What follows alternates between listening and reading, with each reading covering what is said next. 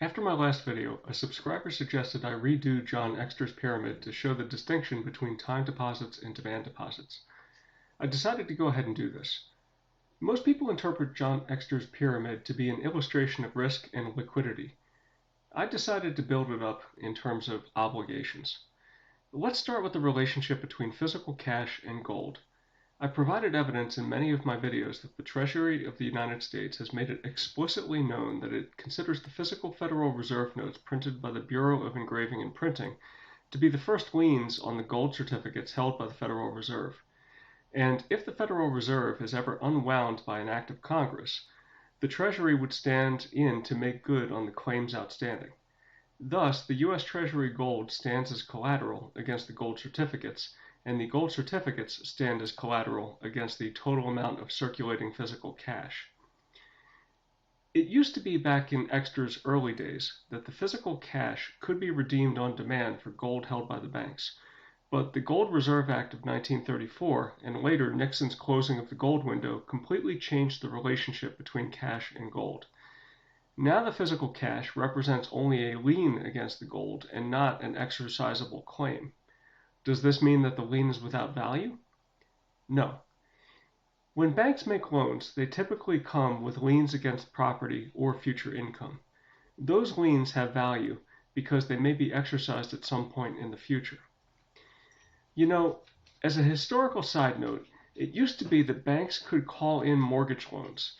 This led to tremendous hardships for people early on in the Great Depression because banks exercised that right. For this reason, the government changed the rules and made it so that mortgages could not be called.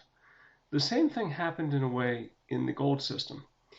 In the early 1930s, people exercised their rights to call upon the loan of specie that they made to the banks, which effectively brought down the banking system. In the 1960s, foreign nations exercised their rights to call upon the U.S. Treasury to relinquish gold for currency, and it started to look like the Treasury would be drained. To stop the bleed, Nixon closed the gold window and essentially removed the call option. Is it exactly the same as ending the call option on mortgages? I'll let you be the judge. I think there are some similarities.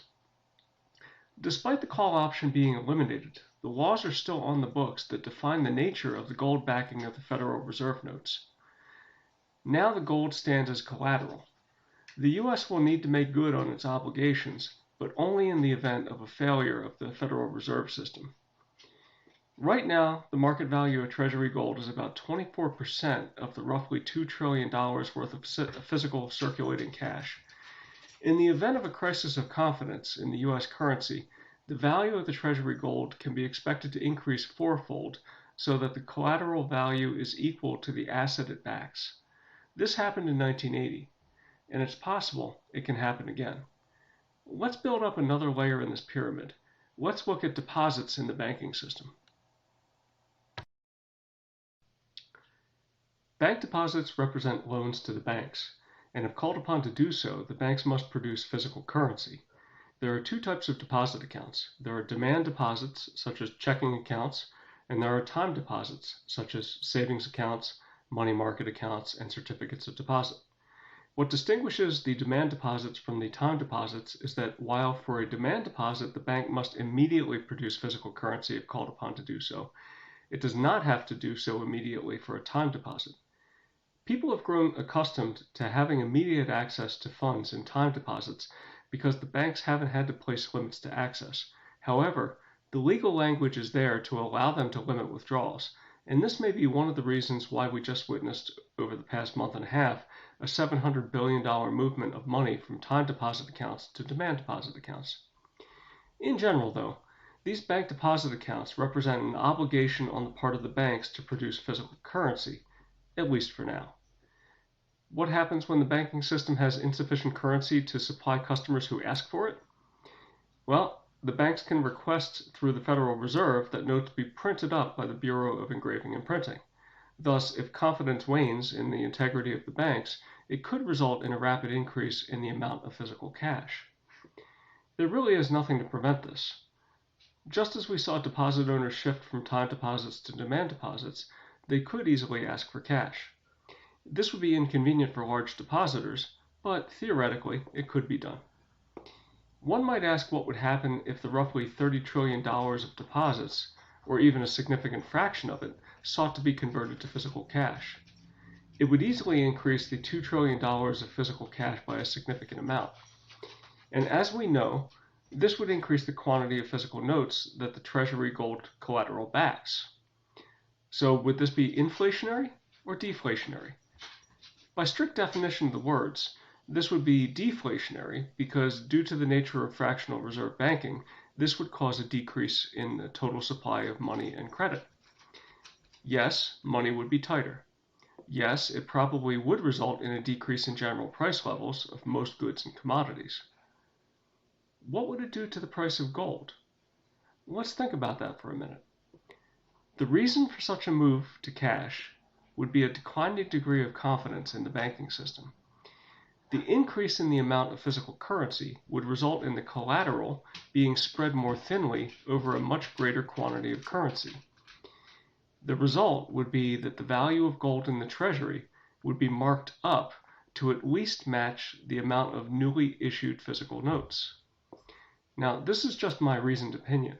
I'm sure there are plenty of people out there who would disagree, and that's okay. For these people, I'm sure there will be plenty of Federal Reserve notes printed up to keep them happy. Let's move up the next layer, bonds. Here I'm showing the amount of US bonds. I'm not including US dollar denominated euro bonds, but I'm sure the amount outstanding is quite large. The US bond market is about $58 trillion in size. It consists of Treasury securities, federal agency securities, municipal bonds, mortgage securities, and US corporate bonds. What makes these quite different from bank deposits is that all of the bonds have a term. This means that there is a schedule of interest and principal payments, and once they are all made, the bond contract is fulfilled. Most of these bonds are marketable, meaning that they can be sold by the owner to another individual. But the bondholder cannot demand of the issuer that they return the capital ahead of the defined schedule of payments.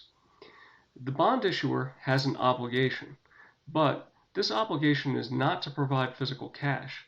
At least, I've never heard of such a contract being written in the public debt markets. The obligation is to transfer ownership of claims on the banking system. In other words, the issuer will send payment through the banking system to the bondholder, and the exchange will be done electronically as a series of bank ledger entries. Thus, the obligation of the issuer can be thought of as a defined term obligation to deliver ownership of a bank deposit entry. This bank deposit can then be turned into cash or used in a transaction with another party for the exchange of goods and services. Let's now add stocks to the mix.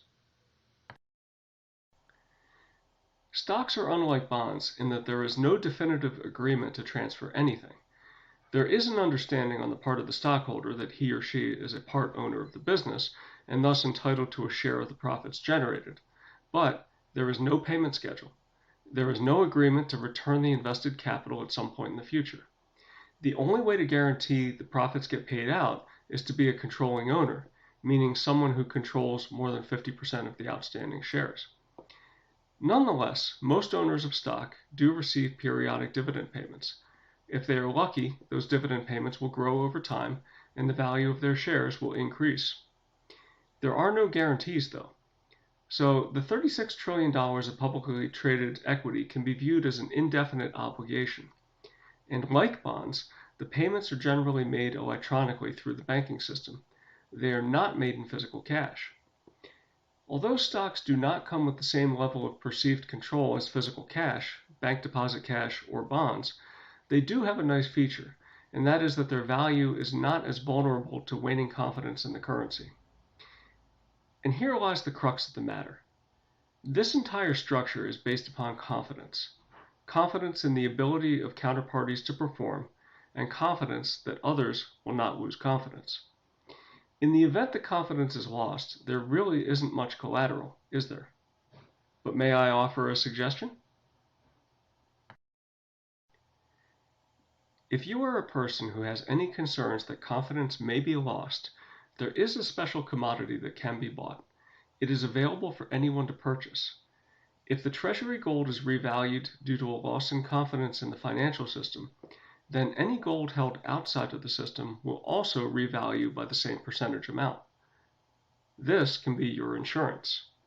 I hinted early on in the video how the gold will revalue in a crisis of confidence situation. And this will give you an idea of how much you should own if you want to partially insure or fully insure your financial portfolio. Gold. Get you some.